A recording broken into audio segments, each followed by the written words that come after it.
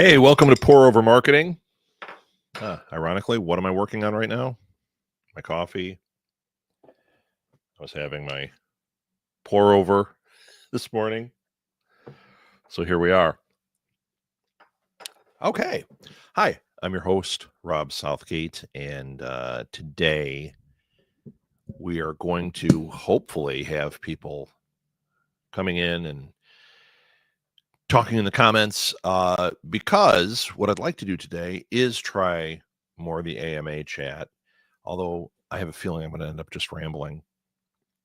I do have a topic for today that I want to kind of focus on, but it doesn't mean that's what we're going to do. I'm still working on what this newest iteration looks like. So is it just AMA? Is it focused? What is it?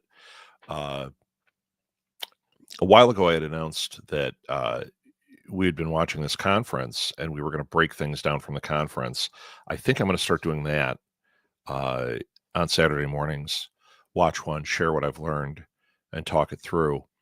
So I think that is part of it. So rather than a focus thing, I mean, I guess that's focused because I'll be saying this week I watched one all about SEO, and then we'll just kind of talk about SEO, but we'll leave the lines open on the comments to get some conversation going, right? So I think that's what we're going to do. Already got somebody in here. So hopefully there's some questions today. So what have I been working on this week? Actually, I might be able to show you unless I closed it all. Bam, bam, bam. Nope, I don't want to show you this stuff because it's not complete enough, but I can talk about it. So I am trying to make my blueprint. I am trying to put all of this together in a new way that works better. So I literally started my plan. And it's funny because we've had this network. I've had all these different things we've done for so long, and we couldn't do this. I couldn't wrangle it properly. Number one, because of how it went. So when we started, we had this big dream. This was in July 14 years ago. We had this big dream that we were going to have, 5 shows in 3 years and 3 other podcasters working with us. And instead, we had 36 shows by Christmas that year and 60 podcasters, something like that. It's crazy. But when that happens, when that kind of explosive growth happens, you better have the infrastructure ready for it, which most don't, especially when that wasn't your plan. And it definitely wasn't our plan. We went with it because we're like, hey, this is great. This is awesome. But it was not the plan. And we went into it without much of a written out plan. We had talked about things, maybe wrote, a few ideas down and said, this is what we're going to do. And then it got away from us very quickly. What happens when your business gets away from you like that is the stuff we're talking about, the fine tuning, the blueprint of what you need to do, the business plan, the marketing strategy, all that stuff becomes a car that's in front of you that you're chasing. Let's say each of those things is a bumper sticker on the back of a car, and you're trying to read this important bit of information on each bumper sticker, but you're chasing a car and you're on foot. You get glimpses like, oh, there's the word "the," and then it's hard to stay focused on it. You start focusing on another bumper sticker or another thing catches your eye, and it's like, oh, shoot. Well, that's what we experienced. We were chasing a car on foot for years. And there were times we had a lot of success with things. There were times that it was a waste of time. So now what we've done is I started by saying, okay, we have a goal. We have a clear goal, and I made a goal chart. Okay, that was where I started, because everything we do now has to have a financial edge to it. That doesn't mean you got to pay for this. This is the Saturday morning. Let's hang out and have some coffee. Speaking of which, sip number 2 of the day. Boy, this is good coffee. I did it as pour over today. I actually did my pour over. The only thing that's going to be a problem is I didn't bring cream or sugar down here. So filling it halfway through the show might be a problem. But hey, who needs 32 ounces of coffee in an hour? Other than me, I can cool it for an hour. So anyway,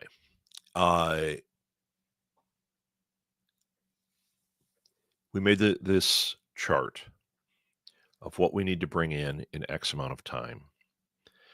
And I am not skilled at the spreadsheet stuff. I'm great at making the columns and doing, but when it gets down to making spreadsheets where you have, B1 greater than B3, and then you put it in a thing and then it makes it do the calculation. When I was in school, I was learning that stuff and I did great with it. I had a cheat sheet that I was using that was really good, so I could make sense of these things. Well, that was what, 5 years ago, 6 years ago that I had that class. I don't know where that cheat sheet's gone. I've just been using it as a tool of ignorance since then.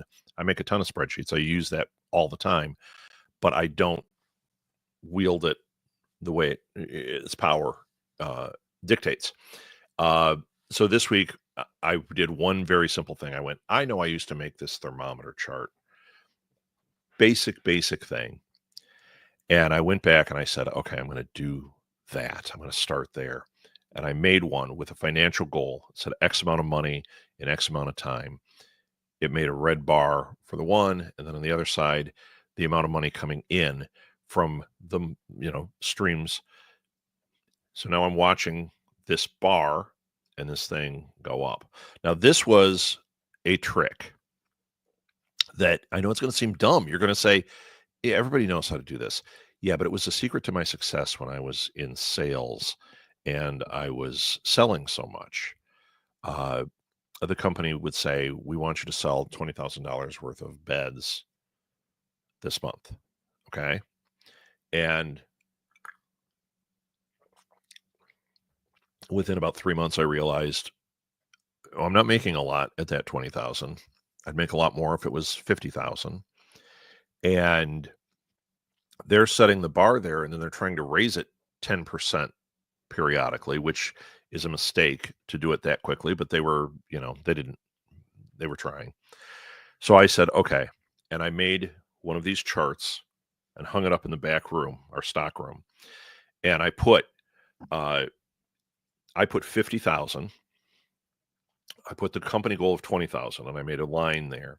Then I had a thermometer next to it. And as I sold, I would highlight and fill it in, fill it in, fill it in. So how quickly could I cross their $20,000 threshold? And I know it seems basic, it seems dumb, but it was a visual aid that every time I walked back to that bathroom, every time I went into that stock room, I would see it and I'd go, I need another 1,500 today. How am I going to get it? It would motivate me to go out and make calls and send emails and do whatever I had to do. It worked. It worked. I was averaging about 80,000 in sales a month. The rest of the company was doing about 20. The other people that were in my store, there were 4 of us. They started doing the same thing, and we became the number 1 store because our goal was above everything. Yeah, I wasn't satisfied till I hit that 50,000. And then for me, personally, me and this other guy, we put ours at 80, and you could tell where the cap was. 80 was about what we could pull out of that store a month. So I made one of these for us. We've made these before, but you hit a goal and you're done. Well, this is more of every month we need to hit this and we need to keep chipping away. And what are the ways we can hit that? What are the income streams? What is the pay that comes in? What are the things we can do to hit that number? Then I went, and I hope you guys are, I hope I'm not just beating a dead horse with all this stuff, but I really want you to succeed. And I want you to hear this and think about it in terms of your business. It might be that this is what you need to get your rent under control, or, you're like, I'm always out of money. What do I need to do? And then you go, okay, well, what are these goals? And see, the thing is, so like, let's say you're paying 500 bucks a month on a storage unit, and you say you've got this thermometer and you're saying, here's what the income is. And then you realize I could remove 500 out of that storage unit by moving it to my garage, 500 towards my goal right there. That's how you use it. You keep finding, what are the holes? Where can I find a little extra? What can I crack open to make more come in? Okay. Then I went back and I said, because Maeve and I have been talking about this a lot. We have built a lot here. I've built, well, I always say 150 podcasts I'm executive producer of. That is not a correct number. And I don't even know how to get a correct number, because I have built a couple of mini networks for other people where I did all the stuff, got 2 full seasons out of them, and then said, okay, I'm done, go. Do I count those? Do I count, like, Live at the Blue Box had, I think there were like 15 different shows that were under the umbrella of Live at the Blue Box. Now, a lot of those splintered off and became their own shows. But do I count all of those? Because they are full-fledged shows. We would do a half hour a week on one of those shows. There'd be 25 episodes. This coffee is phenomenal. I am not going to make it the whole hour without drinking the rest, getting into that other thing. So forget all that past. Other than we said, okay, that's one of the things. Okay. I did the goal setting thing with this that I've talked about before, and I'm going to go over it again. I made a list. What are the projects we have that we want to continue with, that we think could make money? Number one. Number two, what are those projects? Because we have some really phenomenal future projects, things that we even like. I can think of one small series of projects. So one project turns into like 5 things that I wrote a full business plan for. Now, is it out of date? Does it need to be redone? Yes. But the bones are still there, and we still have not done this thing that actually equals like 5 things. So I started there. I started opening tabs, and I said, okay, I've got a spreadsheet that says projects. Then I made one that just said to-dos. And then I have a weekly schedule one. The weekly schedule one, forget it. It's a mess right now.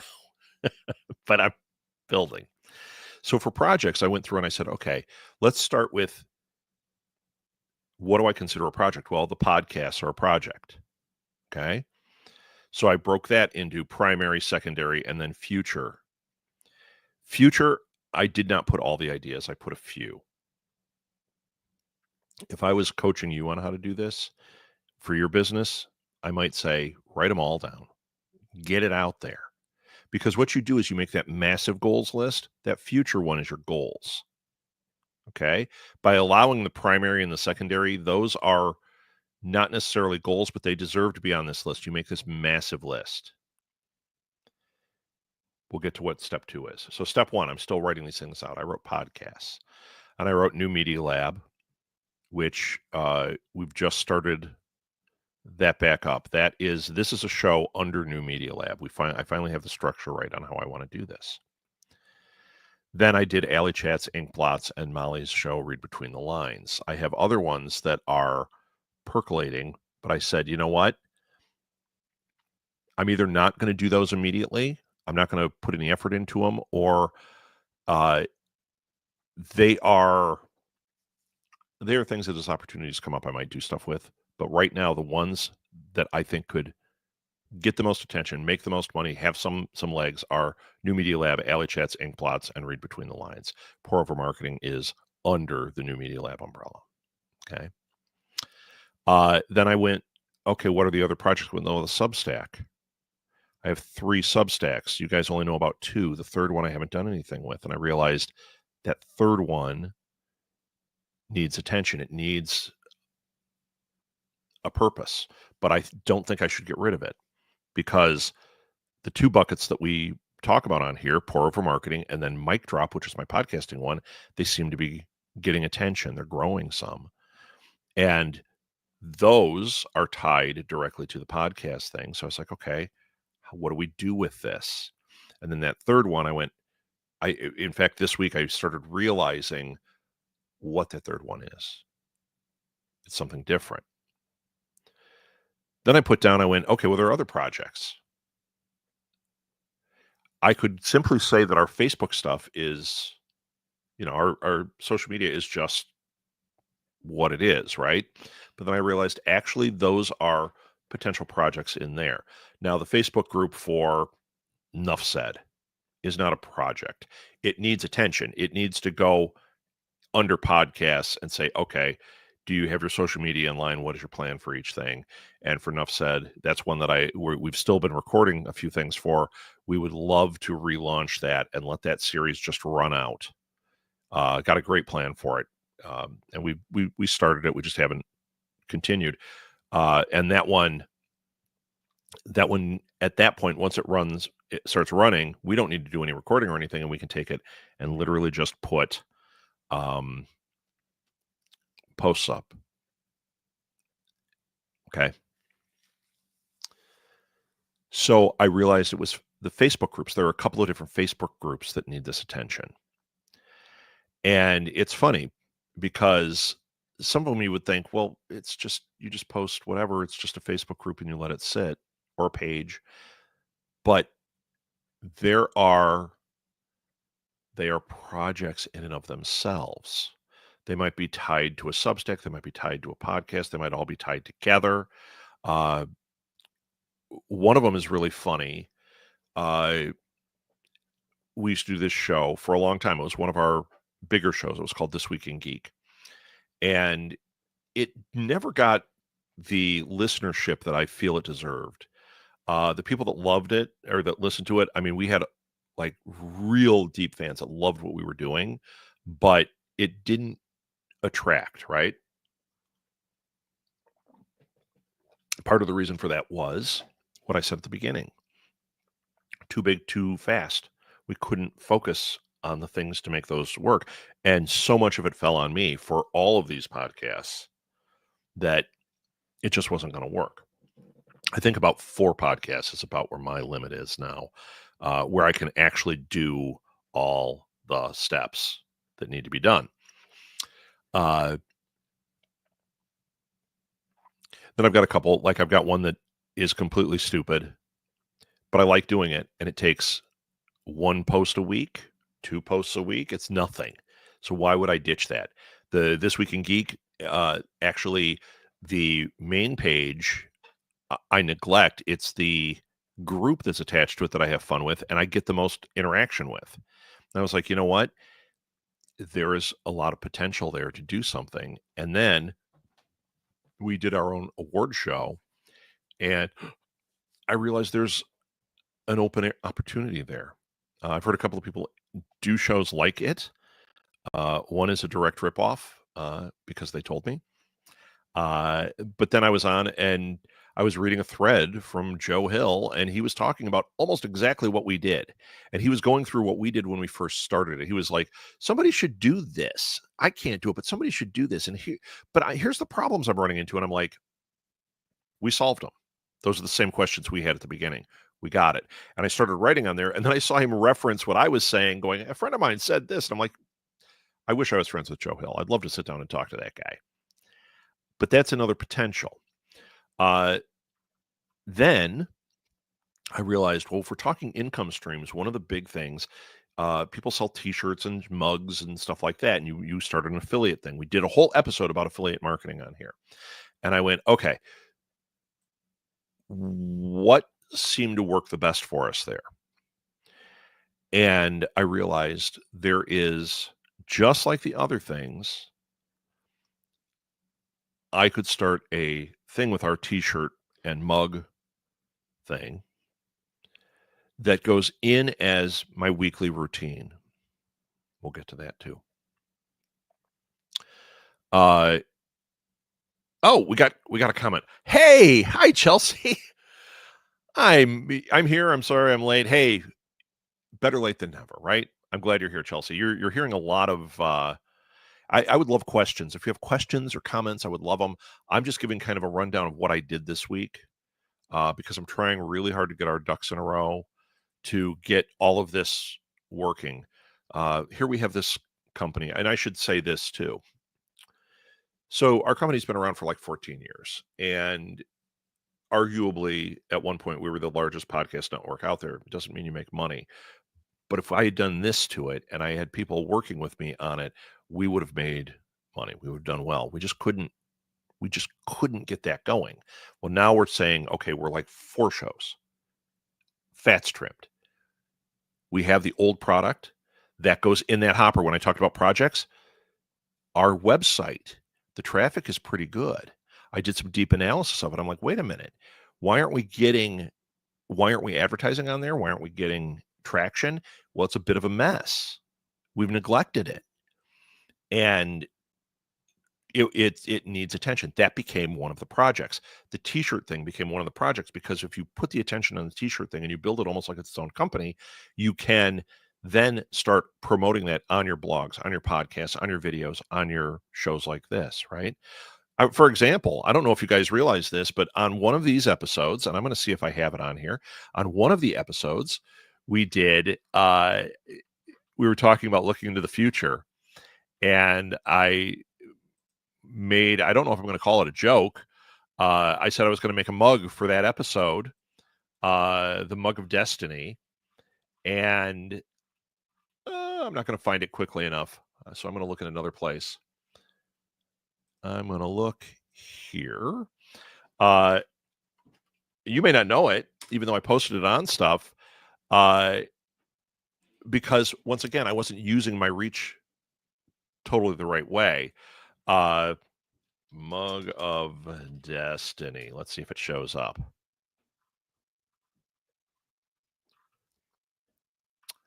City of Destiny showed up. Didn't show up. Let's type in Southgate. Let's see if it comes up there.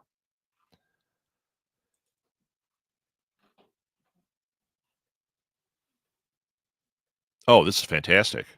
Because there's a footballer named Gareth Southgate that's famous. When you go to when you type in Southgate on TeePublic, you get I gotta show you this. They've got the image wrong. I'll tell you what I used to make merch in a second here, Chelsea. In fact, I'm going to show you right now. I'm actually looking to see if I can find a better quality for shirts, and I have a different vision on mugs, but this is TeePublic. That's who I've used for 14 years, and it's done well. The problem is if you wash the shirt and you don't turn it inside out, your printing goes away pretty quickly. But look at this one. Southgate, you're the one. They need a different image on there, but heck yeah. Gotta like that. Okay. So let's go back to Southgate. We'll go to this. And we'll go to Southgate Media Group. And there it is. So I made the Mug of Destiny. Okay. And you can order one. And it's a lot of fun, right? That's the official mug of Pour Over Marketing. And I do like their mugs. Here's one. This is where I made the I Love Indie podcast mug. Great quality on the mugs. Yeah, the only problem with the shirts is, once again, the type of the shirt material is fantastic. It's the print on, if you don't wash it inside out, it crumbles away. So it's not as durable as I would like. But you know what? Maybe from a price point, I have to stick with this. Okay. So that's TeePublic. In fact, Chelsea, I'm going to do you one better here. I am going to go So you can see who TeePublic is. Let's put it. Nope.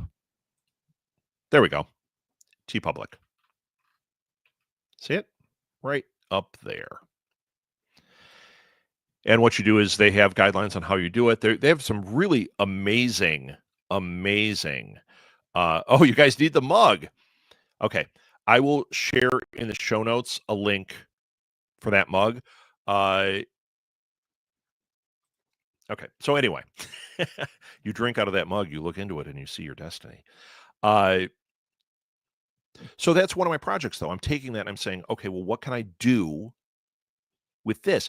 I was interviewing an author. Let's go back to this. I was interviewing an author a couple weeks ago, and in it, he said some very funny things. I asked him a question, and his response was really funny. And I don't have him sitting here, but he said, like, well, that's a mug of destiny. I'll just say like a phrase that makes no sense. And I went, oh my God, that's so funny. I said, okay, that's going to be a t-shirt for the episode. He was, really? He loved the idea. And I thought, you know what? You know how many times we've had these little shareable quotes that would make great shirts or mugs? Yeah, as long as I'm showing you, I'll do one more thing with this. So let's see if I can go back to Southgate Media Group.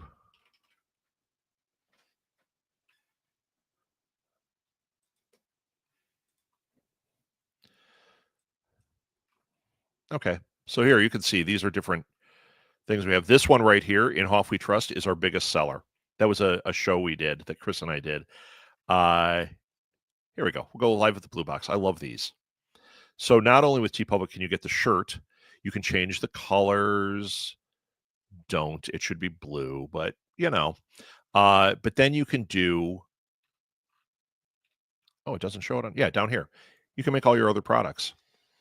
I mean, that's a cool looking die cut sticker.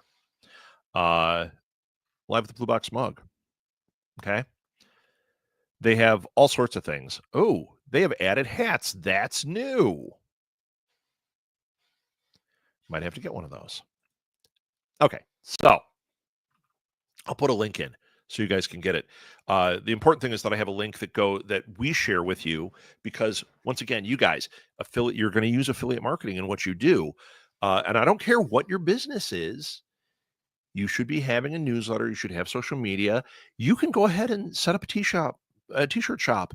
And, I'm Mike's Tires is my business. And well, you have to advertise. It used to be that you just paid for Yellow Page advertising. Well, no, not anymore. So you have a social media presence. You got to have something. Maybe you're just doing advertising through Facebook. Okay, that's something. But then you should have, because you want to attract people to your website.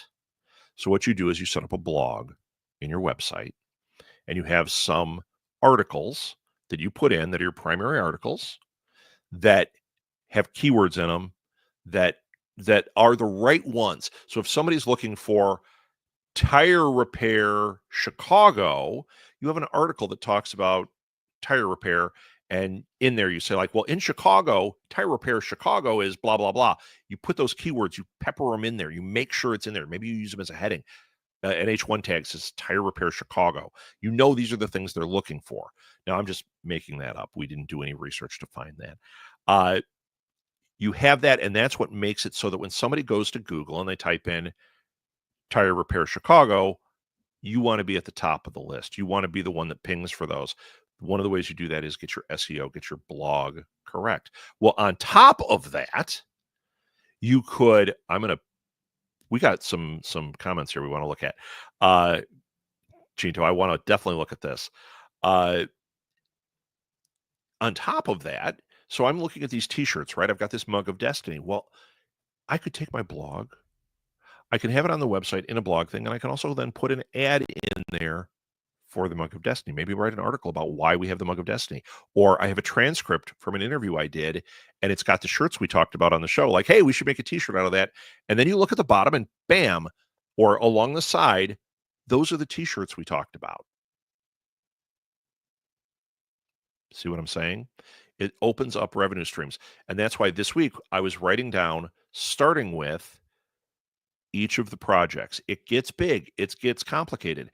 It could be as simple as my project is my tire business, and then you work on the social media strategy, and then you say, well, I do have to have a blog, but maybe I only need 4 posts a year.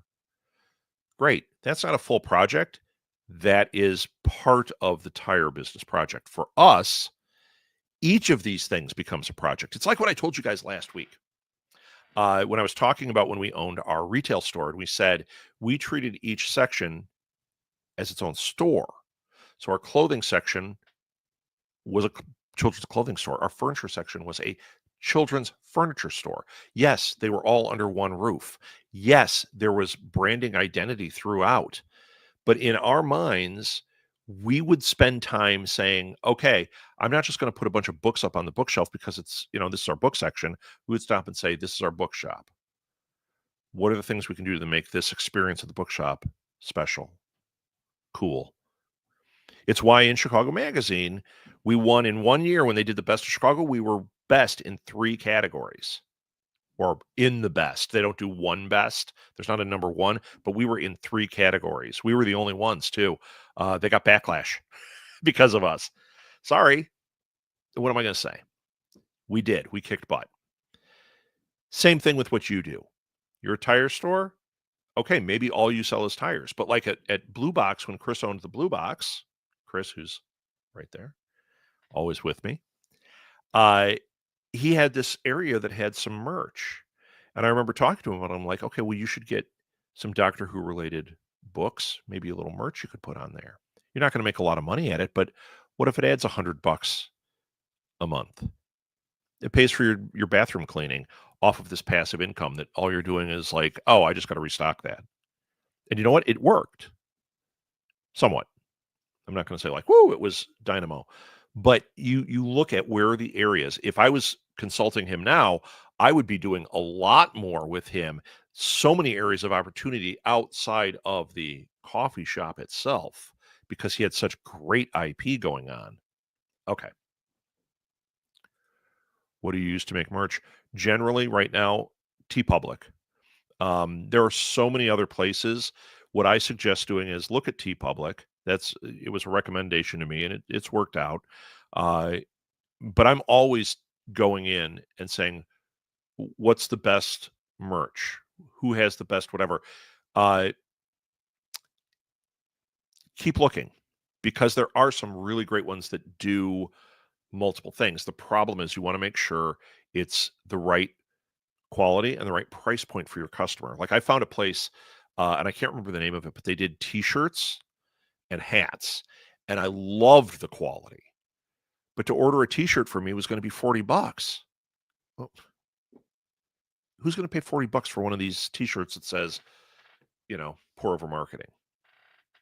No, $20 all day, right?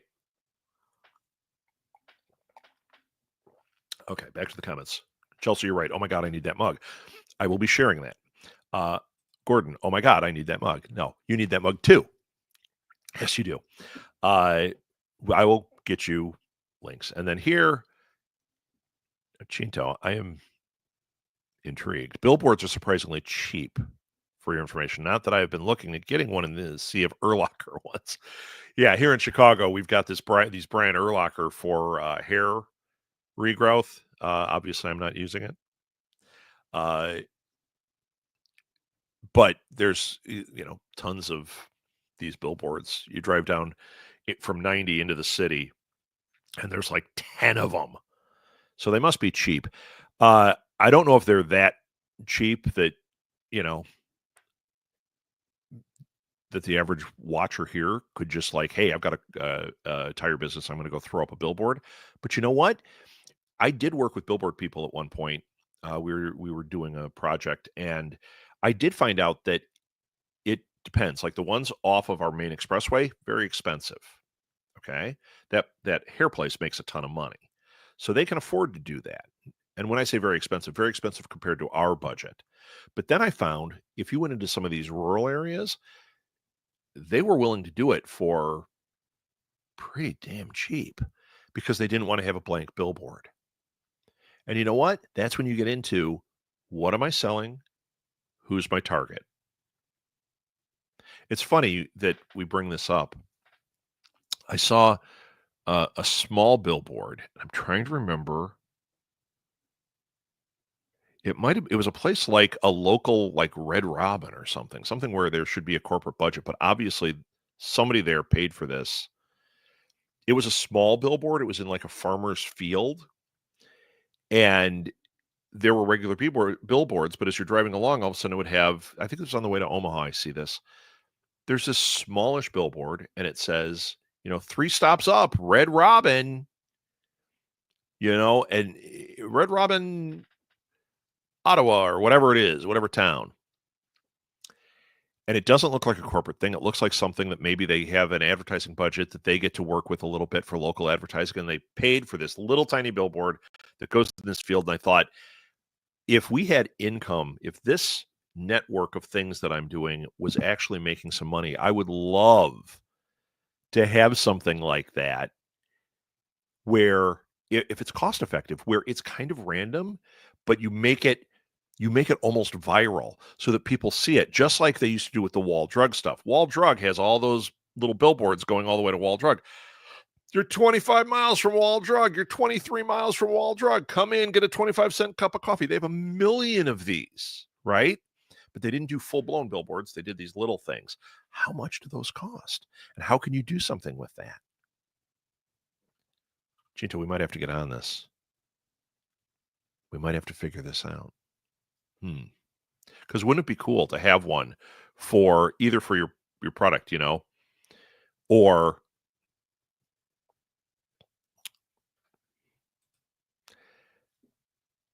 why not, man?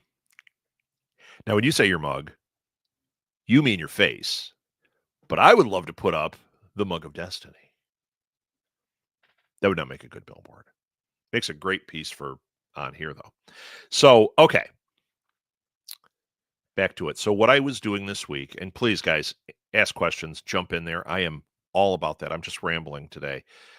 Just giving you the update. So I worked on this thing where I did projects and I broke them all out.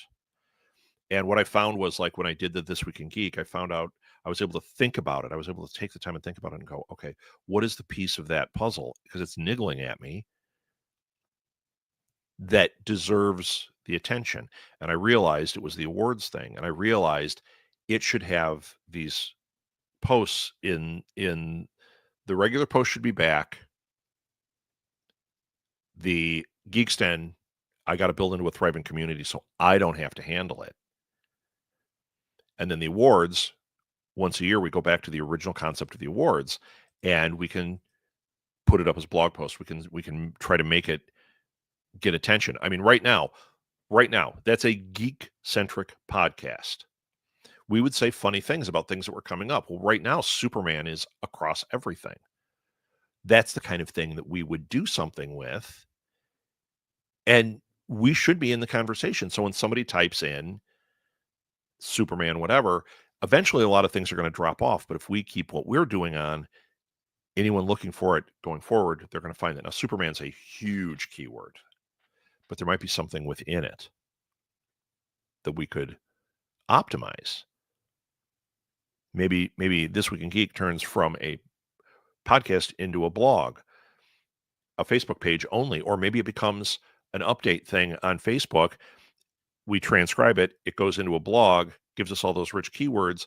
It doesn't take a lot of effort, and at the end of the year, we do the Twiggy Awards, which is our big thing. And that's really what the whole thing is about, is the Twiggy Awards. So that's what I did, is I started breaking these things out. Then I did my to-dos, and I told you I made that massive list. It's not a massive list because I've refined this so many times. But what ended up happening was I was able to pull the wheat from the chaff, right? I was able to say the Twiggies are later. Enough said is later, even though I think we should be doing some efforts on the back end. A big one is with my coaching. I had an epiphany this week. So when I talk about my coaching with you guys, I always say, I've got, for podcasting, I have the podcast profs. And then for For marketing for your business, if you need coaching or consulting, I have Southgate Small Business. And I also do the dreams coaching, which is dreaming big coaching. And I realized, number one, that's a lot of stuff to maintain. Number two, it's a lot to advertise, right? So this week I was in a group with coaches that give some really great advice. And I said, okay, here's where I'm at. And they always are like, do one. And I'm like, yeah, okay. But I've had success in three. And I can do these three. And they lead to all sorts of things. Plus, I have all this infrastructure around it.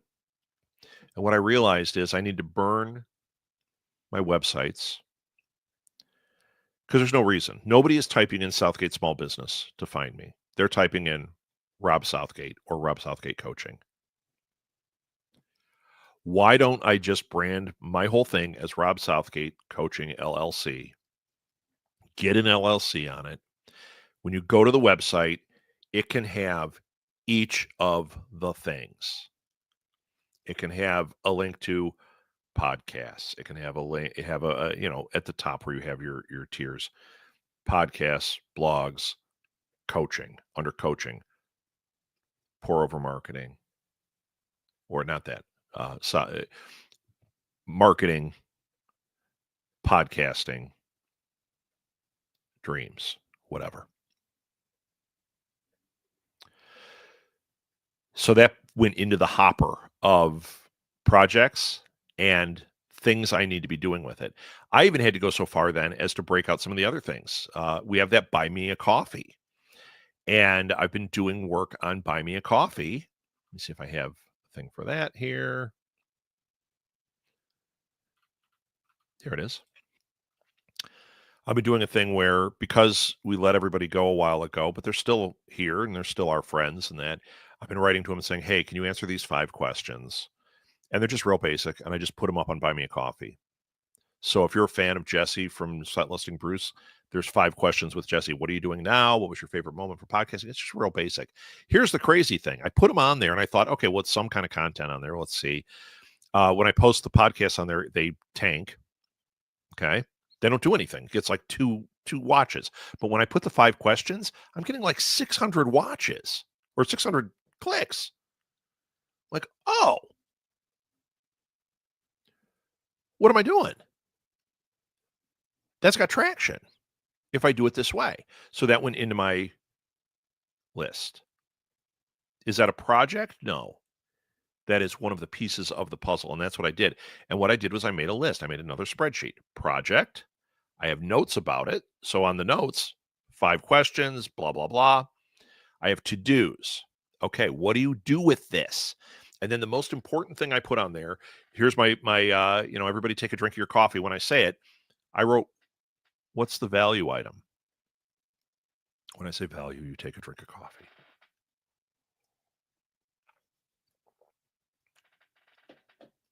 And it's interesting when you really go back and you say, for each of these things that are just supposed to, maybe it's an advertising outlet, maybe it's maybe it's just your Facebook page, but is there an item of value, some value you can offer to the fan, the customer, the viewer, okay, the reader? What is that? What is the actual value? Why is it here? What is the value to them? What is the value to you? So Buy Me a Coffee, if I can get people actually doing it where they say, hey, I like what you're doing. I see you do all this stuff. I don't want to get a $20 subscription, but I can throw you $1 a month. If I had 1,000 people throw us $1 a month, there's $1,000 passive income, 500. And the amount of work I have to do on top of what I already do is minimal, but I am offering something of value. Obviously, if 600 people are clicking on it and reading it, they must like that type of content. What can I do with that, right? I did it for Substack. I did it for TikTok. I started breaking it out into future ones. And I said, okay, well, as long as I'm doing ideation, what are some of these future things? So, I mean, I'm telling you all of this. I'm trying to give you a glimpse of what my week was like. It was brutal because you don't the amount of things I'm having to go through and the amount of things I'm having to think about, you don't do in one 5-minute sesh. You know? It's a lot of things. And I'm trying really hard to find all the ways, all the ideas to get them all into these things so I can look at them and understand them. I'll give you a great example of something I did this week.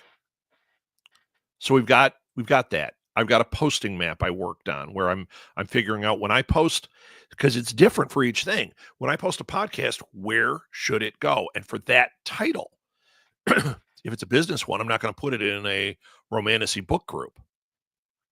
So not only Facebook, but where in Facebook does it go? I'm trying to map it all out so that I really have a fine-tuned thing so that when I post a new episode of Valley Chats, I can look at my chart and I can say, that's where it goes. And just pop, pop, pop. It made it great this week because I had to make a certain amount of content for things. It took me a half hour one morning to make all the content for all the shows, but it was the correct content. It was formatted for Facebook. It was formatted for our Patreon. It was formatted for Buy Me a Coffee. It was formatted for all these things. Our Patreon is back. We used to make a little bit off of our Patreon, and I realized we have all this old stuff. We have new stuff. What's the value I can add to a customer that makes them say, I want to support you guys, but I'm getting something in return? They don't want you to do more work on your Patreon than what you're already doing. They're supporting you there because they like you. Same thing with Buy Me a Coffee. They like what you're doing. They want to support you, but they don't want it to feel like they're doing it and it just goes to nothing. They want to know what the value is. Am I getting something other than just the same stuff I was getting for free 10 minutes ago? So that's why, like with Buy Me a Coffee, we have this 5 questions thing. And I went, okay, if people pay, and I don't care what level it's at, what are they liking? Well, maybe I make it so that I do a 10-minute interview with our various podcasters. And every week, if you're a paid one, you'll get a 10-minute interview with one of our podcasters.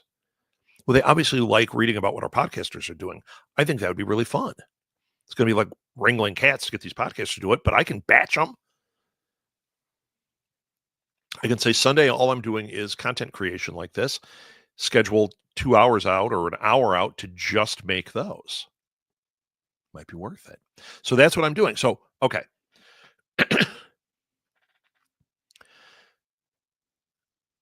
I had to make a list of dreams, and then I had to pull all the to-dos out of it.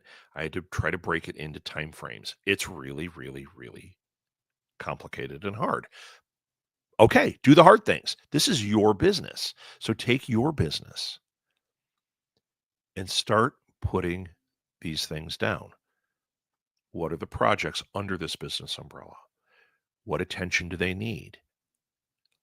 Where does it go? How do I promote it? What do I want to say? Because the more you do that, once you get that stuff working, now you can say, okay, what's my campaign? I've got everything working. I want to get more subscribers so that when I go to a Comic-Con, more people come up to my booth.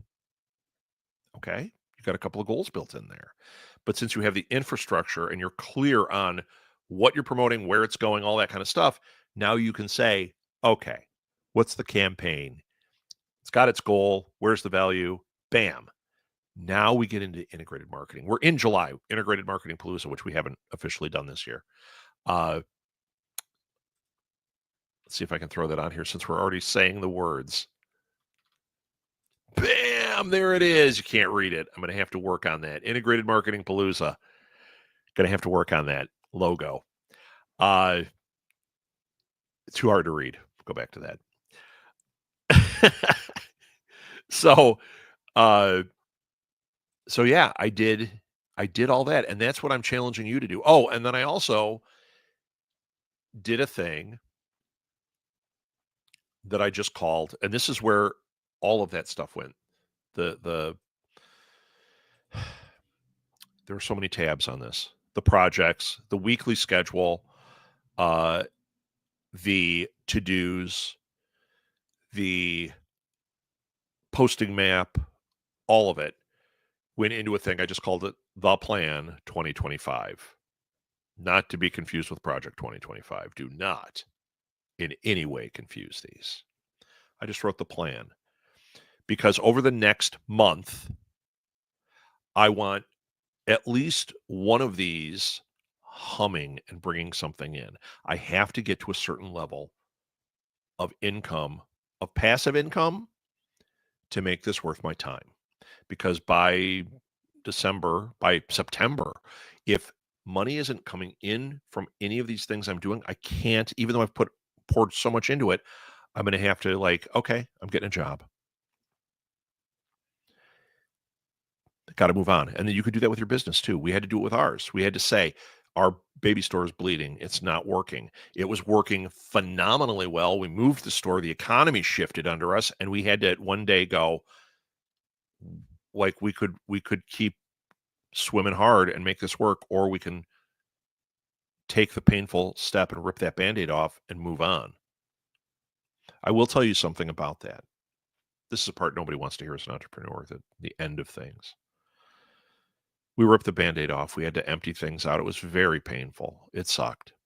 The whole time we were tears running down our faces the whole time. And we're saying, I'm never doing this again. This was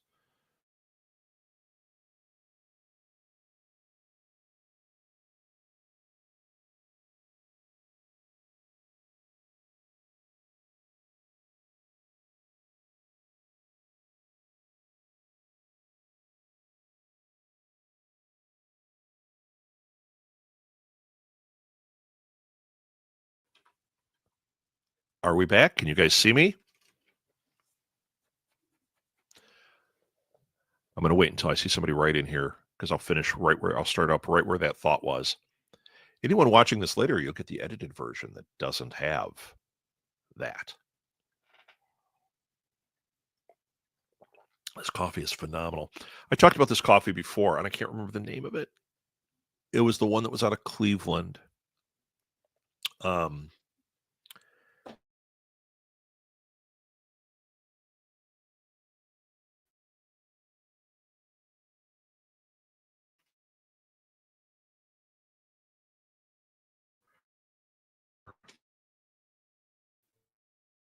See if I get anything.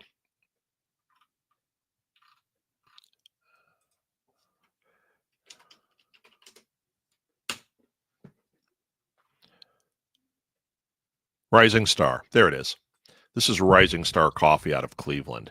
They're a roaster, and I cannot recommend them highly enough. So if you guys ever go to Cleveland, stop in at Rising Star. You will not regret getting a cup. Our cousins came and they brought me a bag, and today I made it in my French press, and it's incredible. Okay, I can see we're back up and live. So here we go. So yeah, the part nobody wants to talk about is that ripping the Band-Aid off, right? And we're crying our way through it, and we get back into what we had in this apartment, and we had taken the one room, and we had all this bedding in that left over. We had stored a lot of the stuff in a storage unit, but this bedding, the soft goods, we took with us because we're like, we'll just try to sell it off. And we filled this room with it, and we had our computer in there and all this bedding. It was awful to be in that room because it was so hot, and we were saying we're never doing anything with this again. And we didn't even want to have to sell the stuff off. We were like, I just want to donate it and make this all stop. And that night, I'm sitting in there, I'm doing something, and I realize I'm looking at businesses to franchise. And Maeve walks in and she said, "Did you find anything?" She knew. She's like, "I know we said never again, but what are we doing next?" And I'm like, it didn't even make it 6 hours. So here's the good news, you guys. If you have to burn your business, if you're like, it's just not working, I've poured my heart into it and it's not working, it doesn't mean it's the end. Maybe it's a rebirth of something different.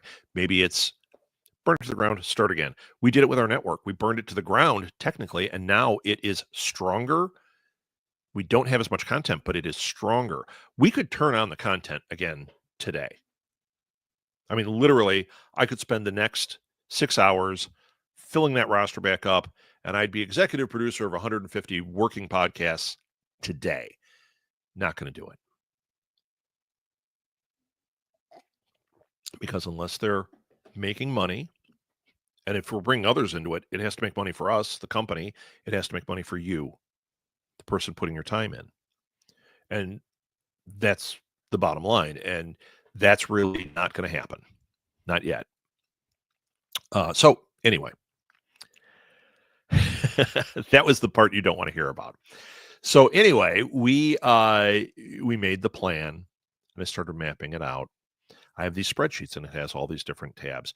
I challenge you to do that with what you do.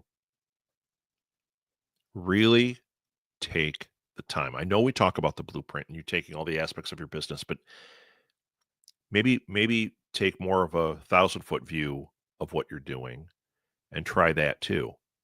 Goals, pull the things, the to-dos out of it, pull the chaff out of it, stuff that you go, hey man, I really love doing this, but it's never going to amount to anything. I can reapproach that. That's the key. I can come back to that. One of the projects that is on the list was an idea birthed. Wow. 40 years ago, 39 years ago, 39 years ago, because I was 18 when I came up with this idea.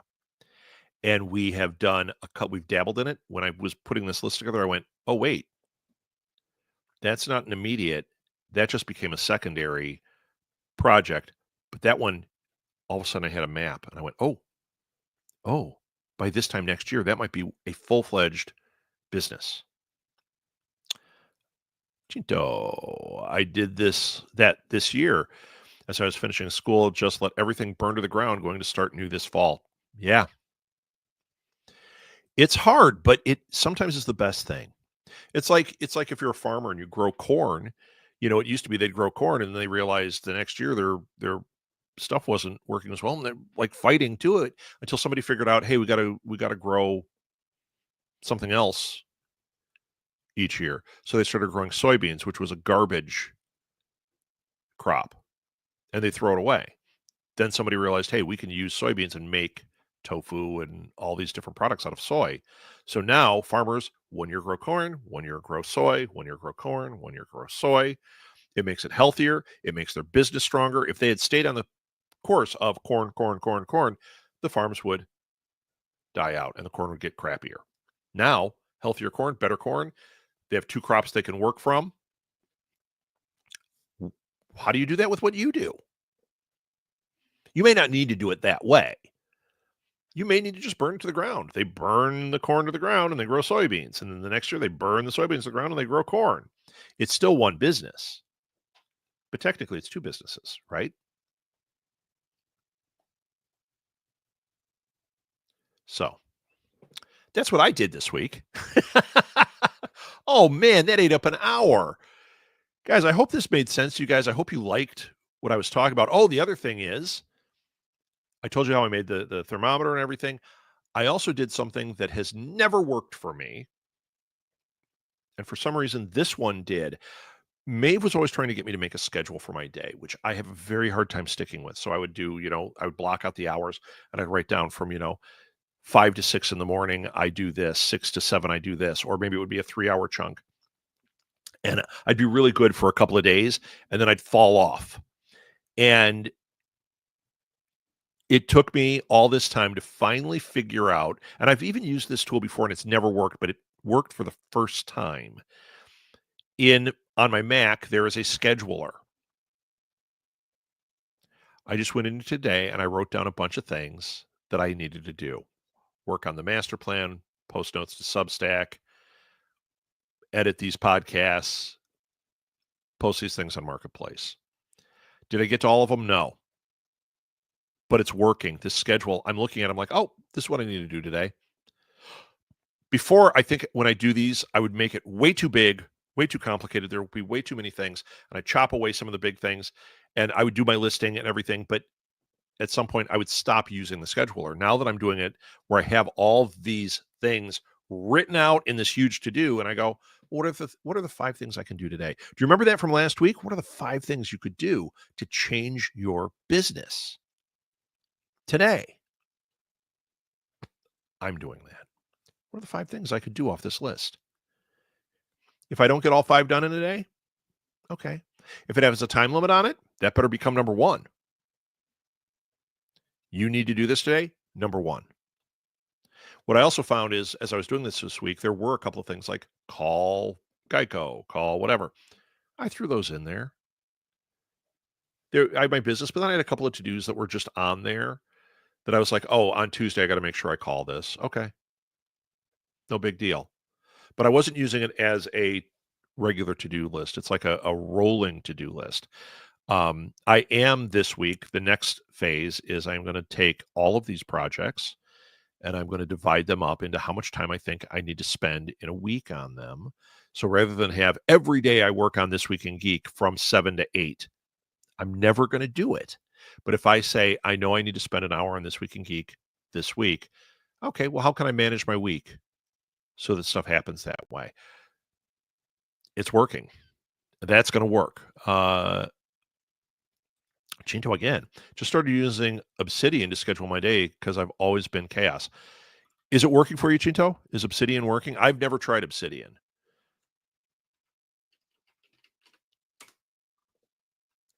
Sharpen your thinking. Oh, yeah. Is this one working for you? Because I know you have chaos theory in your head the way I have chaos theory in my head.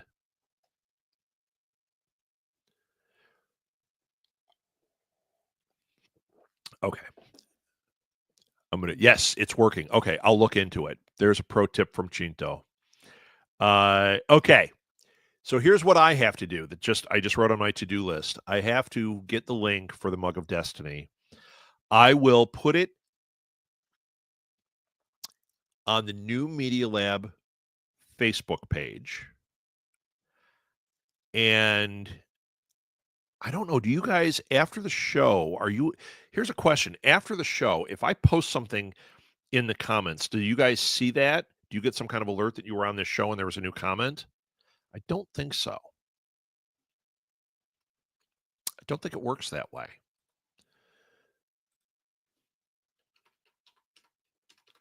How about if I do this? I'm going to see if I can actually pull it up right now.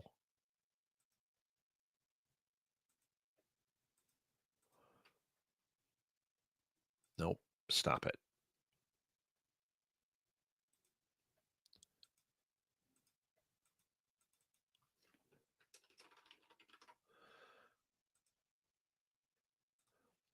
See if I did it through Facebook. Ugh.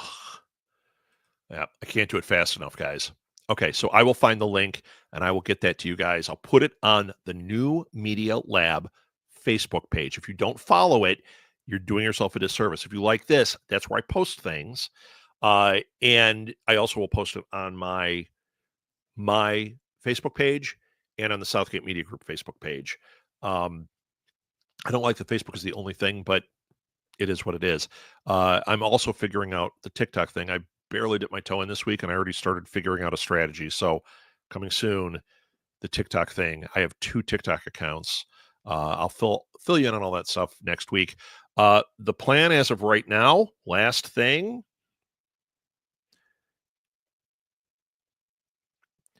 is on the 24th. I was going to do it this coming Thursday, but we have guests in town. So on the 24th, we're doing another happy hour. So Thursday the 24th, Pour Over Marketing happy hour. I will start promoting it. I'll put those things on. Watch your inbox for the event invite. And hey, if you guys have suggestions for topics or questions, send them in to me. You can either email them, you can write them on the Facebook page. That's a beautiful thing with that new Media Lab thing. You can go in there and just start writing things. And who knows, maybe we should set up a group for the Media Lab if we're getting enough content and enough people writing. We can set up a group and make it more of an open forum. So, yeah, I know July is almost over time going. And Chito, I tell you, man, August when Molly goes to college. So there's a freight train running through July for us, and it is there's no stopping it. It's coming. Yeah. So there we go. There we go. I think I talked it all out. If you guys have questions, you have comments, you want to talk about anything, if you want to hire me for coaching, I can help you tame this tiger for yourself. It's one of those things. It's a lot easier to have somebody holding your hand and working you through it. In fact, I've got 2 coaches I'm actually talking to for 2 different things that I'm going to get some pricing down and trying to figure out how do I manage this, because I know full well one coach I know will fix a couple of fundamental things that I am just not able to pull together. That once those are fixed, it's going to be worth its weight in gold to me. So, you too, Chinto. Everybody, thank you so much for watching. Have a great weekend. Chelsea, Gordon, Chinto, thank you guys for being here. Once again, if you have questions, and we're going to find out billboard pricing, we're going to find out about Obsidian, and I'm going to share the Destiny with you. Thanks a lot, you guys. Have a phenomenal weekend. Enjoy this weather.